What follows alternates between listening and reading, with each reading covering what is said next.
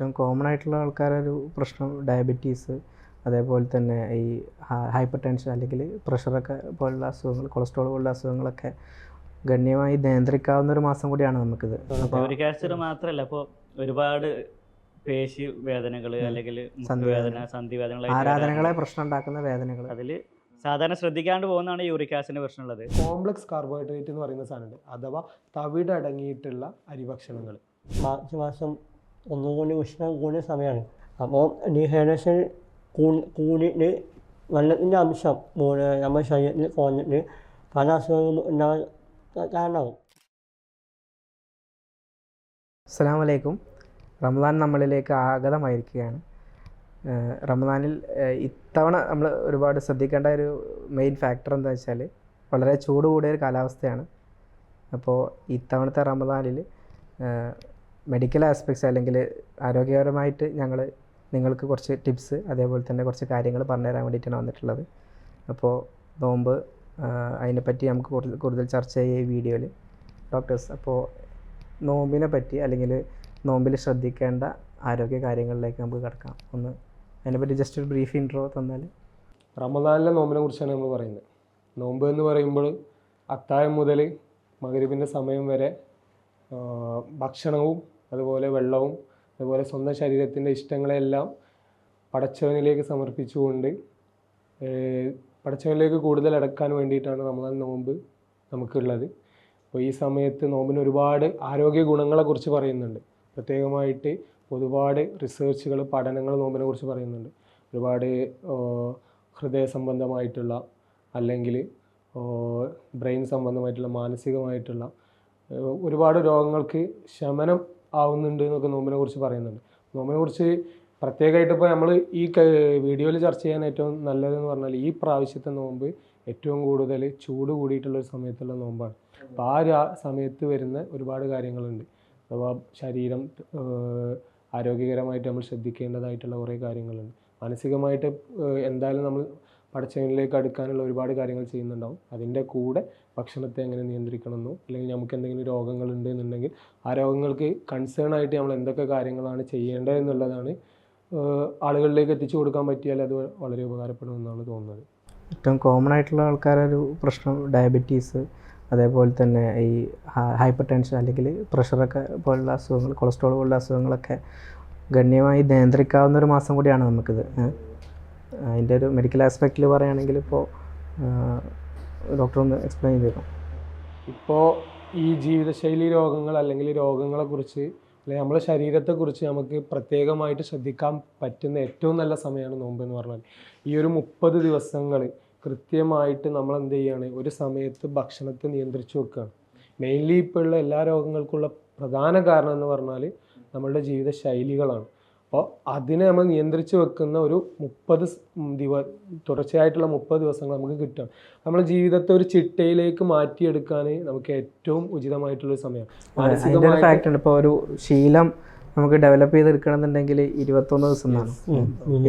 ഏത് ശീലമാണ്, ഇപ്പോൾ എക്സസൈസിൻ്റെ ഒരു ശീലമാണെങ്കിലും അല്ലെങ്കിൽ ഫുഡ് കൺട്രോളിൻ്റെ ഒരു ശീലമാണെങ്കിൽ 21 ദിവസം മിനിമം ആണെന്നാണ്. അപ്പോൾ നമുക്ക് ഈ മന്ത് വളരെ അടിപൊളിയായിട്ട് കാര്യങ്ങൾ ഡെവലപ്പ് ചെയ്യും. പക്ഷേ അത് ശ്രദ്ധിക്കേണ്ട കാര്യങ്ങൾ എന്ന് പറഞ്ഞാൽ നോമ്പിൽ നമ്മൾ പൊതുവെ കഴിഞ്ഞ നോമ്പുകളിലൊക്കെ നമ്മുടെ നാട്ടുകളിലൊക്കെ ശ്രദ്ധിക്കപ്പെട്ടത് പറഞ്ഞാൽ ഭക്ഷണങ്ങളെ കൊണ്ട് ഒരു അനിയന്ത്രിതമായിട്ടുള്ള ഭക്ഷണ രീതിയിലേക്ക് മാറിയിട്ടുണ്ടായിരുന്നു.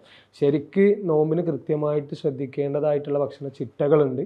എന്തൊക്കെ ഭക്ഷണങ്ങൾ എങ്ങനെയൊക്കെ ഏതൊക്കെ സമയത്താണ് ശരിക്കും കഴിക്കേണ്ടത്, അത്താഴത്തിന് എന്ത് കഴിക്കണം, അല്ലെങ്കിൽ നോമ്പ് തുറക്കുന്ന സമയത്ത് എന്ത് കഴിക്കണം എന്നൊക്കെയുള്ള ചിട്ടയായിട്ടുള്ള രീതിയിൽ ആ നോമ്പ് എടുക്കാൻ പറ്റിയാൽ, അതേപോലെ നോമ്പിന് വേണ്ട എക്സസൈസ് കാര്യങ്ങളൊക്കെ കൃത്യമായിട്ട് നടത്താൻ പറ്റിയാൽ നമ്മളെ ആരോഗ്യം ഈ ഒരു മാസം കൊണ്ട് നമുക്ക് ചിട്ടയായിട്ടുള്ള ഒരു വെൽനെസ് ആയിട്ടുള്ള രൂപത്തിൽ എന്ത് ചെയ്യാൻ പറ്റും, മാറ്റിയെടുക്കാൻ പറ്റും. ഒരു ഐഡിയൽ നോമ്പ് തുറ എങ്ങനെയാവണമെന്ന് ഡോക്ടർക്കൊന്ന് പറയാൻ പറ്റുമോ? നോമ്പ് തുറ സ്വാഭാവികമായിട്ട് നമ്മുടെ നാടുകളിലൊക്കെ നോമ്പ് തുറക്കുന്നതെന്ന് പറഞ്ഞാൽ കാരക്ക, ഈത്തപ്പഴം കൊണ്ട് നോമ്പ് തുറക്കുക, കൂടെ വെള്ളം കുടിച്ചു കൊടുക്കുക എന്നുള്ളതാണ്. അത് രണ്ടും പക്ക ഓക്കെയാണ്. അഥവാ കറക്റ്റ് പറയുകയാണെന്നുണ്ടെങ്കിൽ അതുകൊണ്ട് മാത്രമാണ് നോമ്പ് തുറക്കേണ്ടത്. ഈത്തപ്പഴത്തിൻ്റെ പ്രത്യേകത എന്താ വെച്ചാൽ ഈത്തപ്പഴത്തിൽ ഫൈബർ കണ്ടൻറ്റ് ഒരുപാടുണ്ട്.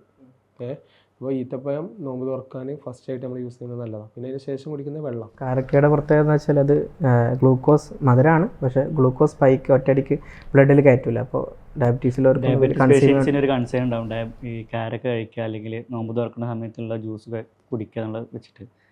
അപ്പോൾ അതിനെ കുറിച്ചിട്ട് എന്തായിരിക്കും ഉണ്ടാവുക? ഈ ഗ്ലൈസീമിക് ഇൻഡെക്സ് കാരക്കയിൽ കുറവാണ്. കുറവാണ്. പക്ഷേ ഇതിൻ്റെ പ്രശ്നം എന്താ വെച്ചാൽ ഈത്തപ്പഴം വെള്ളം കൊണ്ട് നമ്മൾ നോമ്പ് തുറന്നാൽ അതിൻ്റെ ശേഷം എന്തൊക്കെയാണോ നമ്മൾ കഴിക്കുന്നത് അതിനനുസരിച്ചിരിക്കും നമ്മളെ രോഗങ്ങൾ. ഡയബറ്റീസ് അല്ലെങ്കിൽ പ്രമേഹമുള്ള ആളുകൾ നോമ്പ് എങ്ങനെ എടുക്കണം എന്നുള്ളതാണ്. നോമ്പിന് പ്രത്യേകത എന്താ വെച്ചാൽ രാവിലെ നമ്മൾ നോമ്പ് എടുത്താൽ അഥവാ അത്താഴത്തും കഴിച്ചാൽ പിന്നെ നോമ്പ് തുറക്കുന്ന സമയത്ത് നമ്മൾ എന്തെങ്കിലും കഴിക്കുന്നത് നമ്മുടെ ശരീരത്തിലെ ഗ്ലൂക്കോസിൻ്റെ അളവ് നല്ല കുറയും, അഥവാ ബോഡി കൺസെപ്റ്റ് ചെയ്യും. അപ്പോൾ ബോഡിക്ക് പിന്നെ മെറ്റബോളിസം നടക്കണമെന്നുണ്ടെങ്കിൽ അഥവാ ദഹന പ്രക്രിയ നടക്കണമെന്നുണ്ടെങ്കിൽ ശരീരത്തിൽ കിടക്കുന്ന ഫാറ്റിനെ എന്ത് ചെയ്യും, ലൈസിസ് നടത്തിയിട്ടാണ് അഥവാ വിഘടിപ്പിച്ചിട്ടാണ് പിന്നെ ശരീരത്തിന് വേണ്ട ഊർജ്ജം എടുക്കുന്നത്. അപ്പോൾ ഇവർക്ക് കൃത്യമായിട്ട് ഗ്ലൂക്കോസ് കുറയും.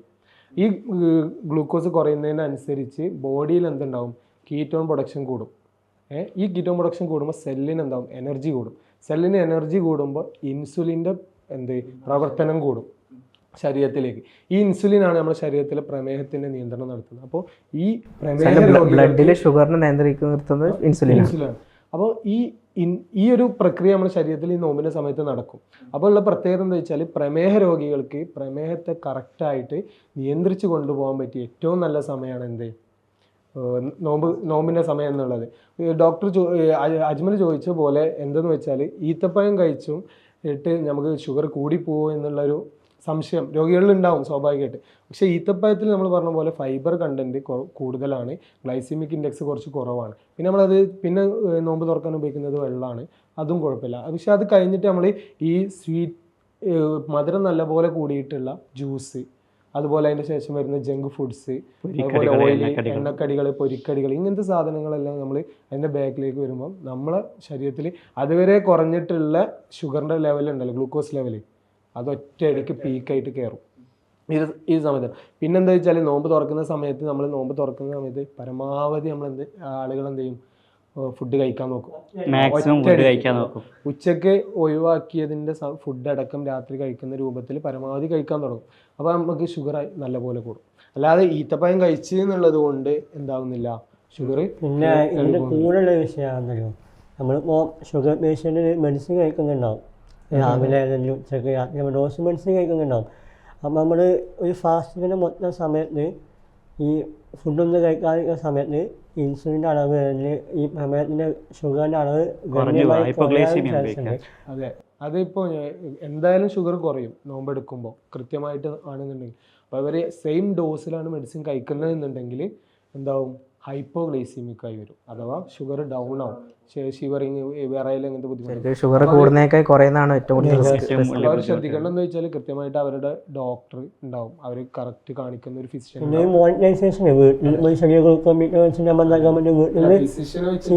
ഡോസ് അഡ്ജസ്റ്റ് ചെയ്തിട്ട് ഞാൻ നോമ്പിന് ഇങ്ങനെയാണ് നിയന്ത്രിക്കുക എന്നുള്ള രൂപത്തിൽ ഡോസ് അഡ്ജസ്റ്റ് ചെയ്തിട്ട് കറക്റ്റായിട്ട് നോമ്പ് കൊണ്ടുപോവുക എന്നുള്ളതാണ് അതിൽ ചെയ്യേണ്ടത്. പിന്നെ ഇപ്പോൾ ഈ ഷുഗർ അല്ലെങ്കിൽ പ്രമേയമൊക്കെ പറഞ്ഞതുപോലെ ഈ നോമ്പിന് നമ്മൾ ഏറ്റവും കൂടുതൽ ശ്രദ്ധിക്കേണ്ടത് വെള്ളത്തിൻ്റെ അളവ് കുറയുക എന്നുള്ളതാണ്. ഡീഹൈഡ്രേഷൻ എങ്ങനെയാണ് ഡോക്ടർ? ഡീഹൈഡ്രേഷൻ പറഞ്ഞാൽ നമ്മൾ സാധാരണ നോമ്പില്ലാത്ത സമയത്ത് നമ്മൾ ദാഹിക്കുമ്പോൾ വെള്ളം കുടിക്കാനുള്ള ഉണ്ടാവുക സാധാരണ. പക്ഷേ കമ്പാരിറ്റീവ്ലി ഈ ഒരു സമയം മാർച്ച് മാസം ഒന്നുകൂടി ഉഷ്ണം കൂടിയ സമയമാണ്. അപ്പോൾ നമ്മൾ മുമ്പത്തെ വർഷത്തെ അപേക്ഷിച്ച് നോക്കുമ്പോൾ നോമ്പിന് ഓൾറെഡി നമ്മൾ മോർണിംഗ് ടൈമിൽ രാവിലെ സമയത്ത് നമ്മൾ ഫുള്ള് വെള്ളം ഇല്ലാത്ത കണ്ടീഷനിലുണ്ടാവുക. അപ്പോൾ ഡീഹൈഡ്രേഷൻ കൂടിയിട്ട് വെള്ളത്തിൻ്റെ അംശം നമ്മുടെ ശരീരത്തിൽ കുറഞ്ഞിട്ട് പല അസുഖങ്ങളും ഉണ്ടാകാൻ കാരണമാവും.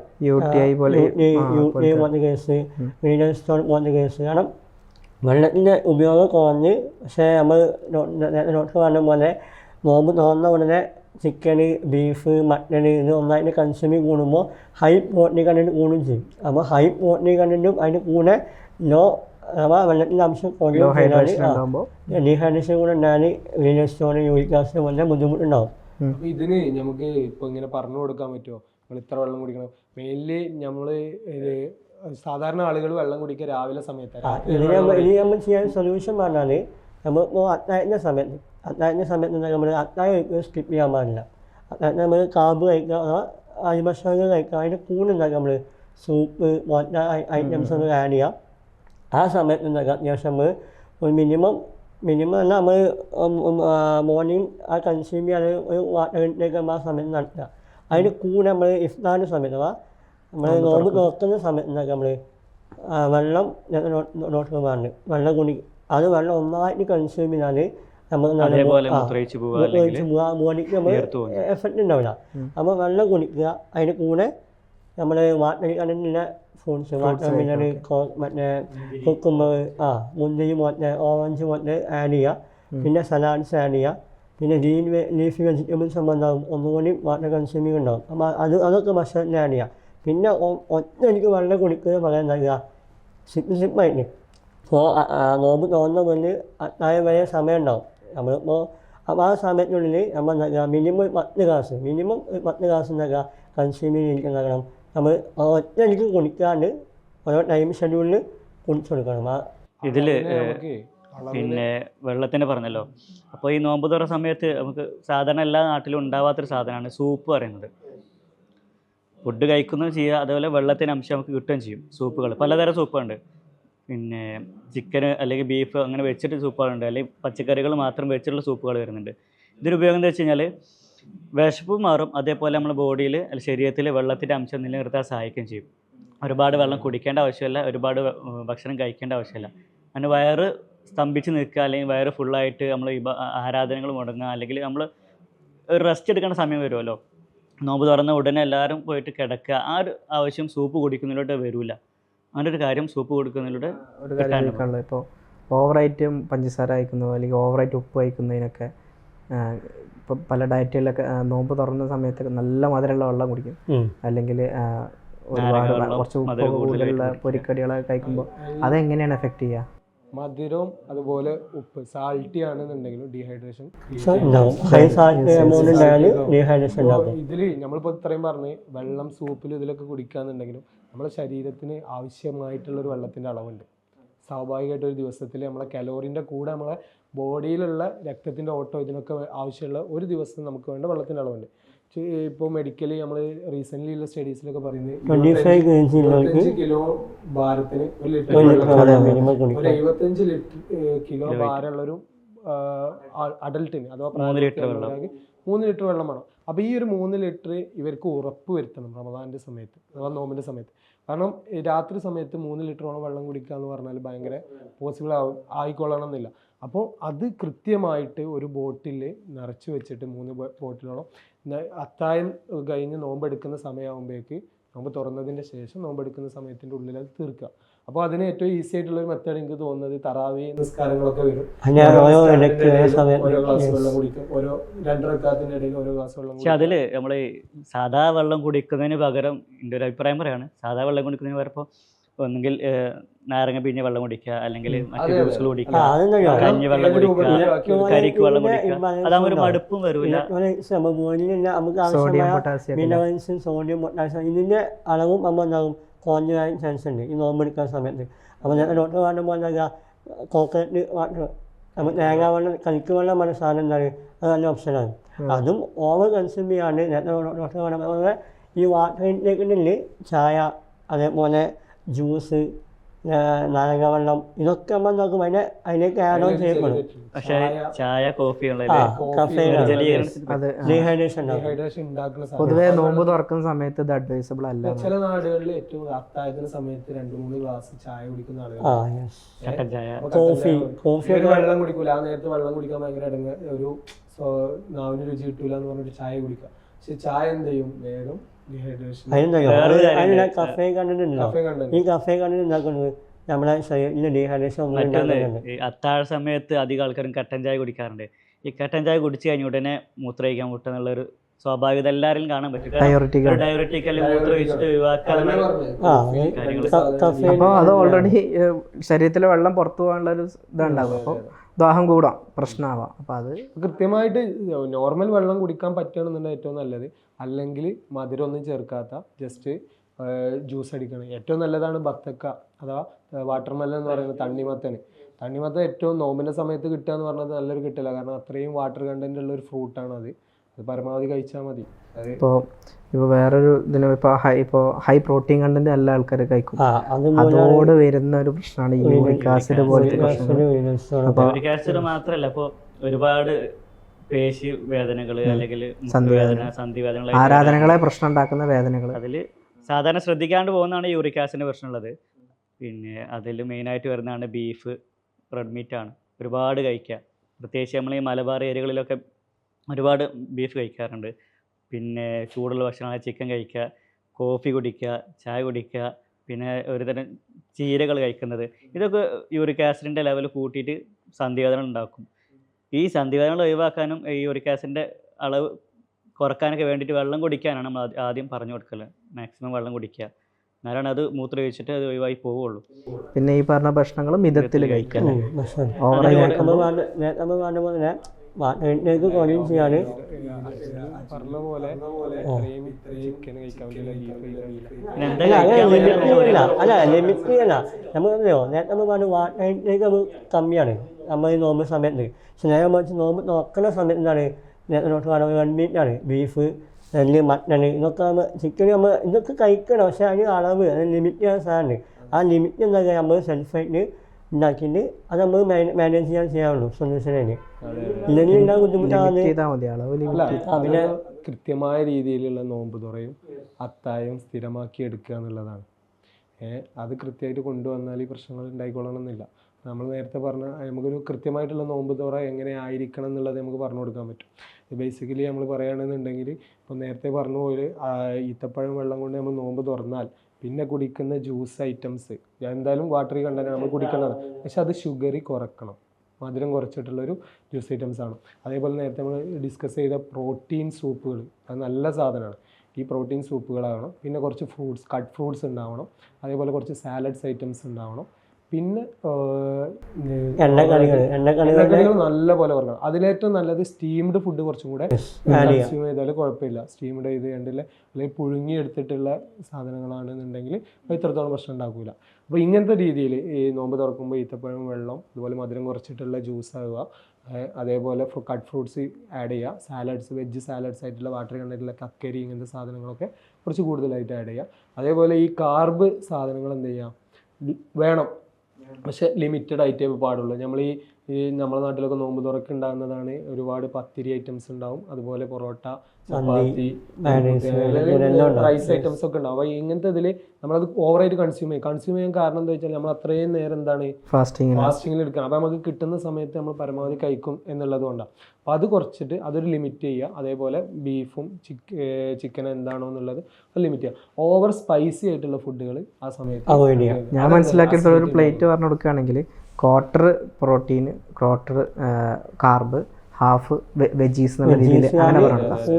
പിന്നെ വാട്ടറി കണ്ടന്റ് ആയിട്ടുള്ള മധുരം കുറച്ചിട്ടുള്ള ഇതേ സാധനം നമ്മൾ അത്താഴത്തിന് ശ്രദ്ധിക്കണം. നമുക്ക് തുറക്കുമ്പോൾ മാത്രമല്ല. അതിന് അത്താഴത്തിൻ്റെ വിഷയം ചിലപ്പോൾ ചില ആൾക്കാർ അഭിമാനമായിട്ട് പറയുന്നുണ്ട്, ഞാൻ അത്താഴം കഴിക്കാണ്ടാണ് നോമ്പ് നോൽക്കാറുള്ളത്. വലിയ കാര്യമായിട്ട് പറയുന്ന കാര്യമാണ്. അപ്പോൾ അതിനെക്കുറിച്ച് എന്തായിരിക്കും നിങ്ങളൊക്കെ അഭിപ്രായങ്ങൾ? അല്ല, അത്താഴം ഒഴിവാക്കാൻ പാടില്ല. കാരണം രാത്രി നമ്മൾ ഇപ്പോൾ തറാവി നിസ്കാരം ഉണ്ടെങ്കിൽ നിസ്കാരം കഴിഞ്ഞതിന് ശേഷം എന്തെങ്കിലും ഫുഡ് കഴിച്ചിട്ടായിരിക്കും നമ്മൾ കിടക്കുന്ന സമയത്ത് ഹെവി ഫുഡ് ഒരിക്കലും കഴിക്കാൻ പറ്റില്ല. നമ്മൾ മുന്നേ ഡോക്ടേഴ്സ് എല്ലാവരും അല്ലെങ്കിൽ മെഡിക്കലി പറയുന്നൊരു സാധനം എന്ന് പറഞ്ഞാൽ ഫുഡ് ഉറങ്ങുന്നതിൻ്റെ 4 മണിക്കൂർ മുമ്പെങ്കിലും നമ്മൾ കാർബോഹൈഡ്രേറ്റ് ഫുഡുകൾ അഥവാ അന്നജങ്ങൾ, അരിഭക്ഷണങ്ങൾ ഒഴിവാക്കണം. പിന്നെ salad, juice items, cut fruits, ഇങ്ങനത്തെ സാധനങ്ങളാണ് ഈ ഒരു ഉറങ്ങുന്നതിൻ്റെ ലാസ്റ്റ് 1 hour നമ്മൾ കഴിക്കേണ്ടത്. അപ്പോൾ ഈ സമയത്ത് നമ്മൾ കഴിച്ചാൽ നമ്മൾ അത്താഴത്തിന് എന്തായാലും നമുക്ക് വിശക്കും. ഈ അത്താഴം നമ്മൾ സ്കിപ്പ് ചെയ്യുകയാണെന്നുണ്ടെങ്കിൽ പിന്നെ നമ്മൾ കഴിക്കുന്ന എപ്പോഴാണ്? തുറക്കുന്ന സമയം 13 മണിക്കൂർ. പിന്നെ ഇപ്പോഴത്തെ കാലാവസ്ഥയിൽ പ്രത്യേകിച്ച് ഇത്രയും ചൂടും കാര്യങ്ങളൊക്കെ ഉണ്ടാകുമ്പോൾ അത്താഴം ഒഴിവാക്കിയതുകൊണ്ട് തടി കുറക്കാന്ന് വിചാരിക്കുന്നവരുണ്ട്. തടി കുറക്കാൻ വേണ്ടിയിട്ട് അത്താഴം ഒഴിവാക്കാന്ന് തടി കുറയും. അത് മിത്താണ്. കാരണം നോമ്പ് കാലത്ത് നമ്മൾ പൊതുവെ പള്ളിയിൽ കാണാറ് തടി നമുക്ക് കുറക്കാൻ ഈസിയാണ്. പക്ഷേ നമ്മൾ പറഞ്ഞ പോലെ ഈ ഒരു എന്താ പറയുക അൺകൺട്രോൾഡ് ഈറ്റിംഗ് സാധനമുണ്ടോ, അതുകൊണ്ട് ഫുള്ള് രാവിലെ മൊത്തം നമ്മൾ സ്റ്റൊമക്ക് കാലിയായി കിടക്കുന്ന സമയത്ത് ഈ നോമ്പ് നോക്കുന്ന സമയത്ത് നമ്മൾ നോമ്പ് തുറന്ന പോലെ അത്താഴം വരെ ഫുഡ് കഴിക്കുന്ന ആൾക്കാരുണ്ട്. നമ്മൾ ഈ ഫുൾ സോഡ ഉപ്പിലിട്ടത് മറ്റേ ഫുള്ള് കഴിക്കുന്നത്. കുറിച്ചൊക്കെ കഥ പറയണമെങ്കിൽ അല്ല അതിനാകുമ്പോൾ അതുകൊണ്ട് എന്താണെന്ന് അറിയാം, വെയിറ്റ് കൂടും.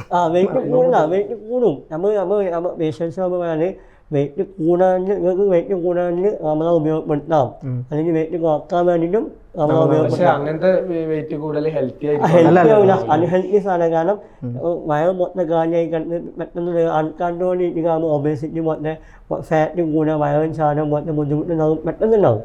ഇപ്പം ഇതിൽ അത്താഴത്തെ കുറിച്ച് പറഞ്ഞല്ലോ. അത്താഴത്തെ കുറിച്ച് പറയുമ്പോൾ നമ്മൾ അത്താഴത്തിൽ പെട്ടെന്ന് ഡൈജസ്റ്റ് ആകുന്ന ഫുഡുകൾ ഒഴിവാക്കണം എന്നാണ് പറയാം. അത്താഴത്തിൽ കുറച്ച് ടൈം എടുത്ത് ഡൈജസ്റ്റ് ആകുന്ന ഫുഡുകൾ. അപ്പോൾ അതിൽ പെട്ടതാണ് ഒന്ന് നേരത്തെ ചായ കാപ്പി ഇങ്ങനത്തെ സാധനങ്ങൾ ഒഴിവാക്കി, അല്ലെങ്കിൽ പെട്ടെന്ന് അത് യൂറിനേറ്റ് ചെയ്താൽ മൂത്രമൊഴിച്ച് പോകും, നമ്മൾ വെള്ളത്തിൻ്റെ അംശം ശരീരത്തിൽ കുറയും. അപ്പോൾ അതൊന്ന് മാറ്റാം. അതേപോലെ നല്ല വെള്ളം കുടിച്ചു കൊടുക്കുക. പിന്നെ കോംപ്ലക്സ് കാർബോഹൈഡ്രേറ്റ് എന്ന് പറയുന്ന സാധനമുണ്ട്, അഥവാ തവിട് അടങ്ങിയിട്ടുള്ള അരിഭക്ഷണങ്ങൾ. സുലഭമായി ലഭ്യമല്ല, അങ്ങനെ ഒരു വിഷയം. സുലഭമായിട്ട് അതായത് അങ്ങനത്തെ അരികളാണ് ഏറ്റവും നല്ലത്. പിന്നെ ഗോതമ്പ്, തവിട് കളയാത്ത ഗോതമ്പ് ഐറ്റംസ് ഉണ്ടല്ലോ. അപ്പോൾ ഇങ്ങനത്തെ സാധനങ്ങളായാലും അത് കോംപ്ലക്സ് കാർബോഹൈഡ്രേറ്റ് എന്ന് പറഞ്ഞത്, അത് നമ്മുടെ ശരീരത്തിൽ കുറച്ച് നേരം നിന്നതിന് ശേഷം ദഹിച്ചു പോകുള്ളൂ. അപ്പോൾ അത്രയും നേരം നമുക്ക് എന്ത് കിട്ടും, ഫീൽ ചെയ്യൂല ആ രൂപത്തിൽ. നേരെ കുറച്ച് നമ്മൾ അരിഭക്ഷണം നല്ലോണം കഴിച്ചു, അത്താഴത്തിന് നല്ലോണം നോമ്പെടുക്കേണ്ടല്ലേ എന്നൊക്കെ കരുതി നല്ല ഭക്ഷണം കഴിച്ചാൽ ഓവർ ഈറ്റിംഗ് എന്താവുമെന്ന് വെച്ചാൽ വീണ്ടും ഡീഹൈഡ്രേഷൻ ഉണ്ടാവും.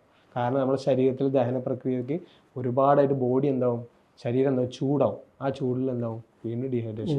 ഇതേപോലെ കണ്ടീഷൻ നമ്മൾ കാണുന്നത് ഷുഗർ പേഷ്യൻറ്റ് കാണുന്നത്, അതേപോലെ ബിപിയുടെ പേഷ്യൻറ്റ് കാണുന്നത്. ഇതുപോലത്തെ കണ്ടീഷനാണ് ക്യാൻസർ പോലത്തെ മാരകമായ അസുഖമുള്ള. മാരകമായ അസുഖം പറഞ്ഞാൽ അത് നമ്മൾ ഫേസ് ചെയ്യുന്ന അസുഖങ്ങൾ. അപ്പോൾ അങ്ങനത്തെ കണ്ടീഷനിൽ നമുക്ക് എങ്ങനെയത് സജസ്റ്റ് ചെയ്യാൻ പറ്റുക? ഞാൻ മനസ്സിലാക്കിയത് ഇപ്പോൾ ക്യാൻസർ സെല്ല് എന്ന് പറയുന്നത് ഈ ശരീരത്തിൽ ഏറ്റവും കൂടുതൽ കാർബ് കൺസ്യൂം ചെയ്ത് സ്വയം ഗ്രോത്ത് ഉണ്ടാകുന്ന ഒരു സാധനമാണ് ക്യാൻസർ. ഏത് സെല്ലാണെങ്കിലും അങ്ങനെ തന്നെയാണ്.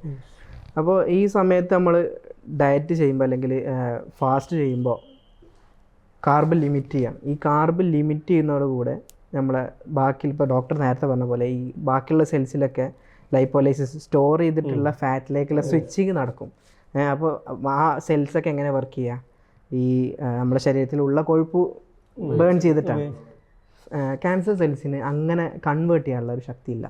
ഓക്കെ, അപ്പോൾ നമ്മൾ നല്ല രീതിയിൽ ഫാസ്റ്റ് ചെയ്താണ്. അല്ലെങ്കിൽ ഇപ്പോൾ വെസ്റ്റേണേഴ്സൊക്കെ പറയും ഇൻ്റർമീഡിയൻറ്റ് ഫാസ്റ്റിംഗ് ചെയ്ത് കഴിഞ്ഞാൽ ക്യാൻസർ. ഇൻ്റർമീഡിയൻറ്റ് ഫാസ്റ്റിംഗ് പോലെ തന്നെയാണ് നമ്മളെ റിലീജിയസ് ആയിട്ടുള്ള റമദാനിലുള്ള ഫാസ്റ്റിംഗ്. അത് കറക്റ്റ് ചെയ്യുമ്പോൾ ക്യാൻസർ സെല്ലുകൾ സ്വയം നശിച്ച് പോകുന്നുണ്ട്. ഇത് എല്ലാവരും ഇങ്ങനെ വിചാരിക്കും ക്യാൻസർ വന്നു ഒന്ന് അതിൻ്റെ ട്രീറ്റ്മെൻറ്റ് എടുക്കുക, ഇതൊരു ജനറ്റിക്കൽ പ്രശ്നമാണെന്നുള്ളത്. ക്യാൻസറിനെ ഇങ്ങനെയും ക്യൂർ ചെയ്യുക എന്നുള്ളത് അത് ആരും കൺസേൺ ഇല്ല, ആരും ചിന്തിക്കുന്നത് പോലുമില്ല. ക്യാൻസർ സെൽസിന് അങ്ങനത്തെ ഒരു കഴിവില്ല. അപ്പോൾ ഓട്ടോമാറ്റിക്കലി നമ്മൾ ഭക്ഷണം കഴിക്കാതിരിക്കുമ്പോഴോ അല്ലെങ്കിൽ കാർബ് ലിമിറ്റ് ചെയ്യുമ്പോഴോ സെല്ല് ഡെഡായി പോകും. അത് നല്ലൊരു കാര്യം. അതിന് വേണ്ടിയിട്ടാണ് ഇൻ്റർമീഡിയൻറ്റ് ഫാസ്റ്റിംഗ് എന്ന് പറഞ്ഞിട്ട് മെഡിക്കലി ഇപ്പോൾ വന്നിട്ടുള്ള സാധനങ്ങൾ പറഞ്ഞു. 16 മണിക്കൂർ ഭക്ഷണം കഴിക്കാം, 8 മണിക്കൂർ മാത്രം ഇൻ്റർവെല്ലിൽ വെച്ചിട്ട് ഭക്ഷണം കഴിക്കുന്നത്. പ്രത്യേകത റമദാൻ നോമ്പിന് നമുക്ക് പറയാൻ കഴിയും. കാരണം റമദാൻ നോമ്പിൻ്റെ പ്രത്യേകത എന്താ വെച്ചാൽ സ്പിരിച്വലി അവരെന്തായാലും അവെയർ ആയിരിക്കും ആളുകൾ. അപ്പോൾ നമുക്ക് മെൻ്റൽ വെൽനെസ് ഭയങ്കര ആയിരിക്കും, അഥവാ മാനസികമായിട്ട് ഒരു ഭയങ്കര നോമ്പെടുക്കുന്നവർ ഭയങ്കര സാറ്റിസ്ഫൈ ആയിരിക്കും. മറ്റേത് എന്താ വെച്ചാൽ നമ്മൾ ഡിസീസിനെ ട്രീറ്റ് ചെയ്യാൻ വേണ്ടിയിട്ട് നമ്മളൊരു ഡയറ്റൊക്കെ ഫോളോ ചെയ്തുകൊണ്ട് ഒരു ഇഷ്ടമില്ലാതെ പോവാണ്. പക്ഷേ ഈ ഒരു മന്ത് നോമ്പിൻ്റെ ഒരു സമയത്ത് നമ്മൾ എന്ത് ചെയ്യാണ്, നമ്മളെ പടച്ചവനിലേക്ക് അടുക്കുക എന്നുള്ള രീതിയിൽ നമ്മൾ ആ ഒരു ഇഷ്ടത്തിൽ നമ്മൾ നോമ്പെടുക്കുകയാണ്. അതിൻ്റെ കൂടെ നമ്മൾ കൃത്യമായിട്ട് ഭക്ഷണവും കാര്യങ്ങളും നിയന്ത്രിച്ച് പോവാണ്. അതുകൊണ്ട് റമദാൻ നോമ്പിന് കുറച്ചും കൂടെ എഫക്റ്റ് കൂടുതലാണെന്നുള്ളത് ഈ റീസെൻ്റ്ലി ഉള്ള പഠനങ്ങളിലൊക്കെ ഞാൻ വായിച്ചിട്ടുണ്ട്. അതേപോലെ പിന്നെ ഇപ്പോൾ ഈ ഭക്ഷണ രീതികളൊക്കെ കാര്യങ്ങൾ കുറേ പറഞ്ഞു എന്നുണ്ടെങ്കിലും അതിൻ്റെ കൂടെ ഉള്ളതാണ് എക്സസൈസ് കാര്യങ്ങൾ, അതുപോലെ ഉറക്കും അമിതമായി ഉറങ്ങി പോകുന്നൊരു സാഹചര്യമാണ്. അതെ, അത് ഇതുണ്ട്. നോമ്പെടുത്താൽ ശരീരത്തിൽ ഹോർമോൺ റെഗുലേഷൻസ് ഉണ്ടാവും. അപ്പോൾ കോർട്ടിസോൾ ഇതുണ്ട്, നമ്മളെ സ്ട്രെസ്സ് കുറക്കാൻ വേണ്ടിയിട്ടുള്ള ഹോർമോൺ കോർട്ടിസോളിൻ്റെ പ്രൊഡക്ഷൻ കൂടും. റമദാൻ നോമ്പിൽ പ്രത്യേകതയാണ്. അപ്പോൾ അവർക്ക് എന്താണ് സ്ട്രെസ്സ് കാര്യങ്ങൾ കുറവായിരിക്കും നോമ്പെടുക്കുന്ന ആളുകൾക്ക്. അതേപോലെ മെലാറ്റോണിൻ്റെ ഹോർമോണിനും കൃത്യമായിട്ടുള്ള റെഗുലേഷൻസ് വരും. അപ്പോൾ ഇവർക്ക് സ്ലീപ്പ് ഇൻഡ്യൂസിങ് ചെയ്യും കുറേ ആയിട്ട്. അതുകൊണ്ട് ഇവിടെ ഡോക്ടർ പറഞ്ഞത് നല്ലപോലെ ഉറക്ക് വരും. പക്ഷേ ഈ സമയത്ത് നമ്മൾ ഭക്ഷണം കൂടെ അതേപോലെ ആണെന്നുണ്ടെങ്കിൽ നമുക്ക് എന്ത് ചെയ്യാൻ കഴിയില്ല, നമ്മുടെ ശരീരത്തെ നിയന്ത്രിച്ചു പോകാൻ പറ്റൂല. നമ്മൾ നേരത്തെ ആദ്യത്തെ 10 നല്ല ബുദ്ധിമുട്ടാണ് ആരാധനാ കർമ്മങ്ങളിലൊക്കെ ഫോക്കസിങ് ചെയ്യാനും പിന്നെ അതേപോലെ തന്നെ ഒരുപാട് കാര്യങ്ങൾ ചെയ്യാനൊക്കെ. നമ്മൾ നേരത്തെ പറഞ്ഞല്ലോ ഈ 30 ദിവസം തീരുമ്പോഴേക്ക് നമ്മൾ കൃത്യമായിട്ട് അഡാപ്റ്റ് ആയി വരും. മറ്റൊരു കാര്യം, പ്രഭാത സമയത്ത് ഉറങ്ങി പോകുന്നുണ്ട് ഇപ്പോൾ സമയത്ത് ഉണർന്നിരിക്കണം എന്നാണ് സാധാരണ മെഡിക്കലി പറയാറുള്ളത്. അപ്പോഴും ഉറങ്ങിപ്പോവും, പിന്നെ ഉച്ചവരെ പിന്നെ ഉറങ്ങും, ഉച്ച കഴിഞ്ഞിട്ട് പിന്നെ ഉറങ്ങും, നോമ്പ് തുറന്നിട്ട് പിന്നെ ഉറങ്ങും. എന്തായിരിക്കും ഈ ഉറക്ക് വരാനുള്ള കാരണം എന്തായിരിക്കും? ഡോക്ടർ പറഞ്ഞതാണ് എന്തായിരിക്കും? ഓവർ ഈറ്റിംഗ് ആണ് മെയിൻലി. നമുക്ക് നോമ്പിൻ്റെ ചിട്ടയെ കുറിച്ച് പറയുകയാണെന്നുണ്ടെങ്കിൽ ഓവർ ഈറ്റിംഗ് ആണ്. നല്ലപോലെ നമ്മൾ മുന്നേ ചില സംസാരത്തിലൊക്കെ നമ്മളെ ഇടയിൽ സംസാരിച്ചിട്ടുണ്ടായിരുന്നു, ഓവർ ഈറ്റ് ചെയ്താൽ നമുക്ക് നല്ലപോലെ നല്ല സുഖമായിട്ട് ഉറങ്ങാമെന്നുള്ള കാര്യങ്ങളൊക്കെ. അപ്പം അങ്ങനത്തെ ഫുഡ് അടിച്ചാൽ നമുക്ക് സുഖമായിട്ട് ഉറക്കം കിട്ടും, ഫുൾ ടൈം ഉറക്കം കിട്ടും. ശരീരത്തിന് ഇതിന് ഇപ്പം ഈ കൊടുക്കുന്നതിനൊക്കെ ദഹിപ്പിക്കണ്ടേ, അതിന് നല്ല എനർജി കൺസ്യൂമിങ് ആണ്, വളരെ അപ്പോൾ ശരീരത്തിലേക്ക് ഇത്രയും ഹെവി ഡോസായിട്ടുള്ള കാർബ് കാര്യങ്ങളൊക്കെ കൊടുക്കുമ്പോൾ അത് ദഹിപ്പിച്ചെടുക്കുമ്പോൾ ശരീരം ക്ഷീണിച്ച് ആൾക്കാർ. ഇതിൻ്റെ കൂടെ ഈ ഓവർ ഈറ്റിംഗ് പറഞ്ഞപ്പോഴാണ് നമ്മൾ ഈ നോമ്പ് കാലത്ത് നമ്മൾ പേഷ്യൻസിന് നമ്മൾ കൂടുതൽ പേഷ്യൻ്റ് കിട്ടുക ഈ പുളിച്ച് കഴിക്കുക, ഗ്യാസ് ട്രബിൾ ഇഷ്യൂസ്, അതുപോലെ മലബന്ധം ഉള്ള ബുദ്ധിമുട്ട്, അങ്ങനെ ബുദ്ധിമുട്ടാണ്. വയറ് സംബന്ധമായ അസുഖങ്ങൾ കൂടുതൽ സംബന്ധമാക്കുക ഈ നോമ്പ് സമയത്ത് നമുക്ക് ഫേസ് ചെയ്യേണ്ടി വരിക. അപ്പോൾ ഇങ്ങനത്തെ കണ്ടീഷനിൽ നമുക്ക് ബന്ധം ചെയ്യാൻ പറ്റുക, അഥവാ പേഷ്യൻസിനോട് അല്ലെങ്കിൽ ഓഡിയൻസിനോട് ബന്ധം സജസ്റ്റ് ചെയ്യാൻ പറ്റുക. ശ്രദ്ധിക്കേണ്ട ഒരു കാര്യം വെച്ചാൽ ഇപ്പോൾ പറഞ്ഞ ഒരുപാട് കാര്യങ്ങൾ ഇതൊക്കെ നോമ്പ് തുറയുമായി ബന്ധപ്പെട്ടാണ് കിടക്കുന്നത്, അല്ലെങ്കിൽ അത്താഴമായി ബന്ധപ്പെട്ട്. ഇവിടെ ശ്രദ്ധിക്കേണ്ടത് തുടക്കത്തിൽ ലഘൂകരിച്ചു കഴിക്കുക, ഭക്ഷണം കഴിക്കുക, വെള്ളവും കാര്യങ്ങളും കഴിക്കുക. അതിനുശേഷം ഒരു ഗ്യാപ്പ് എടുത്തിട്ട് വേണം അടുത്തൊരു പ്രധാന ഭക്ഷണത്തിലേക്ക് കടക്കാൻ വേണ്ടിയിട്ട്. അപ്പോൾ നോമ്പ് തുറന്ന് കുറച്ച് നേരം കഴിഞ്ഞിട്ട് വേണം ഡിന്നർ കഴിക്കാൻ. ചെറിയൊരു ഇടവേള എടുക്കണം. അത് കഴിഞ്ഞിട്ട് ലിമിറ്റ് ഉണ്ട്, അത് ശ്രദ്ധിക്കണം. അപ്പോൾ നമ്മൾ പറഞ്ഞ പോലെ നല്ല ഹെവി ഫുഡായി പോയാൽ ആ ഡിന്നർ നമുക്ക് വീണ്ടും കേടായി പോകാം. നേരത്തെ പറഞ്ഞ പോലെ പ്രോട്ടീൻ കണ്ടൻ്റ് ആയിട്ടുള്ള സൂപ്പുകൾ, ബീഫിൻ്റെയും അല്ലെങ്കിൽ അങ്ങനത്തെ സൂപ്പുകൾ, പ്രോട്ടീൻ ആയിട്ടുള്ള മറ്റേ പരിപ്പിൻ്റെ സൂപ്പ്, ഇങ്ങനത്തെ സാധനങ്ങളൊക്കെയാണ് ഏറ്റവും നല്ല സാധനം. അങ്ങനത്തെ സൂപ്പ്, അങ്ങനത്തെ ഒരു നൈറ്റാണ്, ഡിന്നറാണ്. അപ്പോൾ അങ്ങനത്തെ ഹെൽത്തി ആയിട്ടുള്ള ന്യൂട്രീഷ്യസ് ആയിട്ടുള്ള അഥവാ കൂടുതൽ പോഷകങ്ങൾ അടങ്ങിയിട്ടുള്ള ഭക്ഷണമാണ് ആ സമയത്ത് കഴിക്കേണ്ടത്. അല്ലാന്നുണ്ടെങ്കിൽ അതിന് ശേഷം വരുന്ന നിസ്കാരങ്ങൾ, ആരാധനകളെ ഇതൊക്കെ ബാധിക്കും. അതെ, ഈ ഇവിടെ നല്ല ഭക്ഷണം കഴിച്ചാൽ പുളിച്ചു തട്ടി വരലൊക്കെ ഇതേപോലെ. ഈ നോമ്പിന് ഏറ്റവും കൂടുതൽ ആളുകൾക്ക് രോഗികൾക്ക് വരുന്ന ബുദ്ധിമുട്ട് പറഞ്ഞാൽ ആരാധനകൾ മുടക്കുന്ന വേദനകൾ, അതുപോലെ ശ്വാസം മുട്ട്, അതുപോലെ ഗ്യാസ്ട്രിക് പ്രശ്നങ്ങൾ, ഇതുപോലത്തെ പ്രശ്നങ്ങൾ. പിന്നെ മാനസികമായിട്ടുള്ള മറ്റേ മടി, നിസ്കരിക്കാനൊന്നും തോന്നുന്നില്ല, അല്ലെങ്കിൽ പുറത്തിറങ്ങാനുള്ള ഉറക്കം തന്നെ. നോമ്പ് എടുത്തിട്ട് ഉറങ്ങിയിട്ട് പിന്നെ നോമ്പ് തുറക്കുന്ന സമയത്ത് എണീക്കുന്ന ആളുകൾ വരെ ഉണ്ട് പല കൂട്ടങ്ങളിൽ. അപ്പോൾ ഇങ്ങനത്തെ കാര്യങ്ങളൊക്കെ ആകുമ്പോൾ ഇതിലൊക്കെ ശ്രദ്ധിക്കേണ്ടതെന്ന് പറഞ്ഞാൽ കൃത്യമായിട്ട് അവർക്കൊക്കെ ഓരോ കൺസൾട്ടൻ്റ് ഉണ്ടാവും, അഥവാ ഡോക്ടർമാരുണ്ടാവും, അവരെ പറഞ്ഞു കൊടുക്കുന്ന ആരോഗ്യ പ്രക്രിയകളെ ഇതുവരെ അവർ കഴിച്ചിട്ടുള്ള. കൂടുതൽ ആളുകളും ചില സമയത്ത് നോമ്പിൻ്റെ സമയമാകുമ്പോൾ മരുന്നിന് എന്തെങ്കിലും സ്കിപ്പ് ചെയ്യുകയൊക്കെ ചെയ്യും. അങ്ങനത്തെ കാര്യങ്ങളൊന്നുമല്ല. നോമ്പിന് കറക്റ്റ് കൺസേൺ ആയിട്ട് നമ്മൾ എന്ത് ചെയ്യണം, നമ്മുടെ ശരീരത്തെ പാകപ്പെടുത്തിയെടുക്കണം. അപ്പോൾ ആ ഒരു സമയത്ത് അവർക്ക് കൃത്യമായിട്ടുള്ളൊരു ഡോക്ടർ ഉണ്ടാകും, അവർ കാണിച്ചു വരുന്നത്. ആ ഡോക്ടറോട് എൻ്റെ രോഗങ്ങൾ ഇന്ന രോഗങ്ങൾ എനിക്കുണ്ട്, അത് ഹാർട്ടിനാകാം, അല്ലെങ്കിൽ ലിവറിനാവാം, അല്ലെങ്കിൽ വയറിന് സംബന്ധമായിട്ടുള്ള ശ്വാസകോശത്തിനുണ്ടാകും, തലച്ചോറിന്, പല അവയവങ്ങൾക്ക് ബാധിച്ചു. അതിൻ്റെ മെഡിസിനെ കൃത്യമായിട്ട് ഡോസേജ് മെയിൻറ്റെയിൻ ചെയ്തിട്ട് കൃത്യമായിട്ടുള്ള, ഇപ്പോൾ ഈ മുട്ടുവേദനകളോ അല്ലെങ്കിൽ കാലുവേദന കൊണ്ട് നിസ്കാരം മുടങ്ങി പോകുന്ന ആളുകളൊക്കെ ഉണ്ട്. അപ്പോൾ ഇങ്ങനത്തെ ഇതൊന്നും ഇല്ലാതെ ഇപ്പോൾ ഒരു തേയ്മാനം വന്ന ആളുകൾക്കാണെങ്കിൽ അവർ കഴിക്കേണ്ടതായ ഭക്ഷണ രീതികളുണ്ട്. അപ്പോൾ നോമ്പ് തുറക്കുന്ന സമയത്ത് അവർ കഴിക്കേണ്ടത് കുറച്ചും കൂടെ ഹെൽത്തി ആയിട്ടുള്ള, അവർക്ക് വേണ്ട കൺസേൺ ആയിട്ടുള്ള ഫുഡുകളാണ്. വയറിന് സംബന്ധമായിട്ടുള്ള ആളുകൾ അല്ല, അവർ എന്ത് ചെയ്യാൻ പാടില്ല, എല്ലാ ഫുഡും കഴിക്കാൻ പാടില്ല. എന്നാൽ അങ്ങനത്തെ കുഴപ്പമില്ലാത്ത ആളുകൾക്ക് ഇത് കഴിക്കാം. അപ്പോൾ നമ്മൾ ഇത് പറഞ്ഞ പോലെ നമുക്ക് പറഞ്ഞല്ലോ ആയാതൊക്കെ ബുദ്ധിമുട്ട് വേദനകൾ പറഞ്ഞു. അതിനിപ്പോൾ സൊല്യൂഷൻ എന്താ പറഞ്ഞെടുക്കാൻ പറ്റുക നമുക്ക് ഓഡിയൻസിന്? സന്ധിവേദനകളെ കുറിച്ചിട്ടാണ് പറയുന്നത്. സാധാരണയായിട്ട് ഒരു വ്യായാമം ചെയ്യാറുണ്ട്, പകൽ എണീറ്റ് നടക്കുക, അല്ലെങ്കിൽ വെയിൽ കൊള്ളുക, കുറച്ച് കാര്യങ്ങൾ ചെയ്യാറുണ്ട്. ഇതൊന്നും പകൽ നമുക്കിപ്പോൾ ഈ നോമ്പിൻ്റെ സാഹചര്യം ഇല്ല, കാരണം ചൂട് കൂടുതലാണ്, അങ്ങനെ ഒരു വിഷയമുള്ളതുകൊണ്ട്. ഇപ്പോൾ നോമ്പ് തുറ കഴിഞ്ഞ് ഒരു ചെറിയൊരു ഇടവേള ഉണ്ട് അടുത്തൊരു നിസ്കാരത്തിലേക്ക് അല്ലെങ്കിൽ അടുത്തൊരു കർമ്മത്തിലേക്ക്. അപ്പോൾ ഇതിനിടയ്ക്ക് ഒരു 10 മിനിറ്റ് കൈ വീശി നടക്കുക, ജോയിൻസ് ഒക്കെ ഇളക്കിയിട്ട് നടക്കുക എന്നുള്ളതാണ് മെയിനായിട്ട് പറഞ്ഞു കൊടുക്കാറുള്ളത്. അതുപോലെ തന്നെയാണ് മറ്റ് യുവാക്കളും ഇതേപോലെ ജിമ്മിലേക്ക് പോകുന്ന ആളുകളുണ്ട്, സ്ഥിരമായിട്ട് മറ്റ് വ്യായാമങ്ങൾ ചെയ്യുന്ന ആളുകളുണ്ട്. അവർക്ക് പറ്റിയ സമയം കൂടിയാണ് ഒരു നോമ്പ് തുറ കഴിഞ്ഞ് കുറച്ചൊരു ഇടവേള എടുത്ത് വ്യായാമങ്ങൾ ചെയ്തിട്ട് പിന്നെ പ്രധാന ഭക്ഷണം കഴിക്കാൻ ശ്രമിക്കുക എന്നുള്ളത്. എന്നാൽ വയറ് കുളത്തി പിടിക്കുക, അല്ലെങ്കിൽ ഗ്യാസിന് ബുദ്ധിമുട്ടുണ്ടാവുക എന്നുള്ള കാര്യങ്ങളൊക്കെ മാറിക്കിട്ടും. പിന്നെ മറ്റൊരു കാര്യം പറഞ്ഞു, വയറ് സ്തംഭിച്ചു പോകുക എന്നുള്ളത്. ചൂട് കൂടുതലാണ്, അത് കാരണം പറയുന്നുണ്ട് വയറ് സ്തംഭനത്തിന്. പിന്നെ നമ്മൾ ഭക്ഷണത്തിലുള്ള വ്യത്യാസം, ഈ കാരണങ്ങൾ. അപ്പോൾ ഈ വെള്ളം ശരീരത്തിൽ നിലനിർത്താൻ സഹായിക്കുന്ന ഒരുപാട് ഭക്ഷണങ്ങളുണ്ട്. വത്തക്ക പറഞ്ഞു, അതേപോലെ ഇസ്ബഗോൾ പറഞ്ഞിട്ടുണ്ട്, ഫ്ലാക്സ് സീഡ്സ് ഉണ്ട്. ഇത് വെള്ളം ഒരുപാട് ശരീരത്തിൽ പിടിച്ചു നിർത്തുകയും ചെയ്യും, അതുപോലെ നമ്മൾ വയറ്റിലുള്ള കാര്യങ്ങൾ സഹായിക്കുകയും ചെയ്യും. ഇതിന് പറഞ്ഞ പോലെ നമ്മൾ ജിമ്മിന് പോകുന്ന സമയം ജിമ്മുകാർ ജിമ്മ് സമയമൊക്കെ മാറ്റി ചെയ്യുന്ന സമയമാണ്. പക്ഷേ അവർ ചെയ്യുന്ന എക്സസൈസുകൾ അഥവാ മസിൽ ഗെയിനിങ് ആയിട്ടല്ലേ ബൾക്ക് ഉണ്ടാക്കുന്ന അങ്ങനത്തെ എക്സസൈസുകൾ കുറച്ച് കുറക്കുന്നതാണ്. കാരണം വീണ്ടും അവരെ ശരീരത്തിലെ ജലാംശം കുറയും. അപ്പോൾ ഇങ്ങനത്തെ എക്സസൈസുകൾ ചെയ്യുന്ന കാർഡിയോ ടൈപ്പ് എക്സസൈസുകളാണ്. എല്ലാ കെണിപ്പുകളും നമ്മൾ അങ്ങനത്തെ എക്സസൈസുകൾ കാര്യങ്ങൾ. പിന്നെ നിസ്കാരം നല്ല പോലെയുള്ള ഒരു എക്സസൈസാണ്. അത് കൃത്യമായിട്ട് ചെയ്യേണ്ട രീതിയിലുണ്ട്.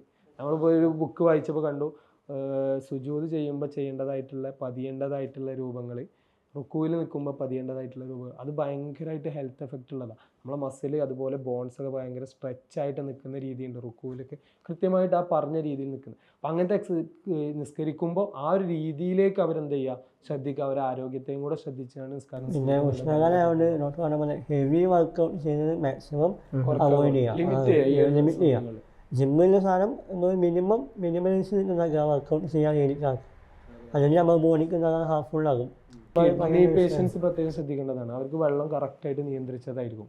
അപ്പോൾ അവർക്ക് ആ ഒരു അളവിലേ വെള്ളം കുടിക്കാൻ പറ്റുള്ളൂ. അല്ലെങ്കിൽ കൃത്യമായിട്ട് ഇപ്പോൾ ഡയാലിസിസ് എടുക്കുന്ന ഒരു പേഷ്യൻ്റ് ആണെന്നുണ്ടെങ്കിൽ അവർക്ക് എന്ത് ചെയ്യാൻ പറ്റില്ല, നോമ്പെടുക്കാൻ ആ സമയത്ത് അവർക്ക് എന്തെങ്കിലും ഒരു വ്യത്യാസം വന്നാൽ അവരുടെ ശരീരത്തിൻ്റെ ആരോഗ്യത്തിനെ നല്ലപോലെ ബാധിക്കും.